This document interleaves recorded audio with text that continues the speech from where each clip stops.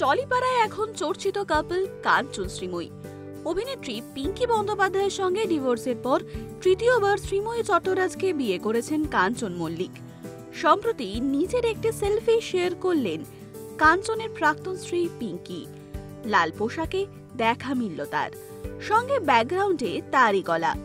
জীবনটা আসলে ছোট গল্প, পড়া বাস্তব গভীর অনুভূতি, সময় বড্ড অল্প। এই পোস্টেই এখন ঝড়ের গতিতে ভাইরাল কমেন্ট পোস্টে হয়ে গেছে এখন দুর্দান্তভাবে সোশ্যাল মিডিয়ায় ভাইরালও।